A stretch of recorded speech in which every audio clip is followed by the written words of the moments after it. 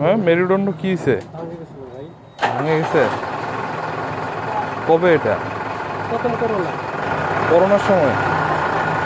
করোনার সময় থেকে এই সমস্যা, তারপর থেকে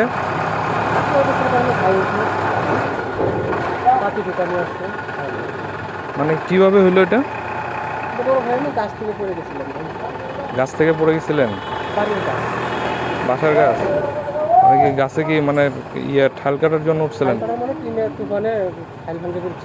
মানে তুফান, ঝড়ের সময়?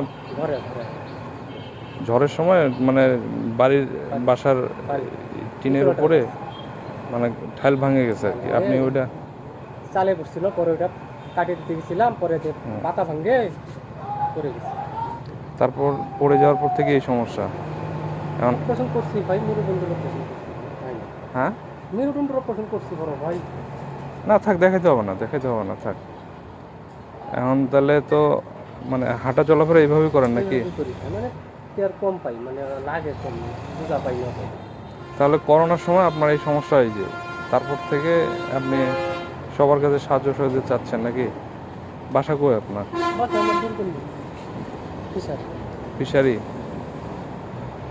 আপনার পাশে চেয়ারম্যান মেম্বার গেছিলেন? গেছিলাম তো, আর হেল্প করে না? আমাদের তো সমস্যা। বড় ভাই ছেলে মেয়ে? দুইজন? মেয়েটা 13 বছর, ছেলেটা 7 বছর। মেয়ে 13 বছর, মেয়ে বড় নাকি? মেয়েটা হয়তো বালিকা স্কুলে পড়ে। তাই? এবার অনেক কষ্টে মনে হয় জীবনযাপন যায় এখন মোটামুটি সবার কাছে। এভাবে সাজিমুজি ওঠে, খাই, বাচ্চা কাচ্চা লেখাপড়া করাই। ডাক্তার দেখাইছিলেন? ডাক্তার দিনাজপুর। কি বলছে? বলছিল তো হবে আস্তে আস্তে, কই আর হয় এখন বন্ধ হয় না? না, করোনার সময় মনে তো অনেক সময় আর কি। 7 বছর হতেছে, 7 বছর।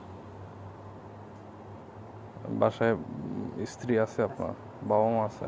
আব্বা নাই, আম্মা আছে। আম্মা আছে। আর বড় ভাই তো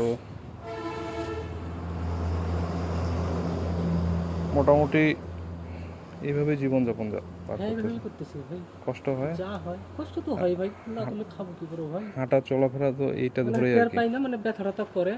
আচ্ছা, মানে ওইসব ব্যথা আমি বুঝা পাই না। তাই? শুধু হাঁটতেই সমস্যা? হ্যাঁ, ব্যথাটা তো আমি বুঝা পাই না।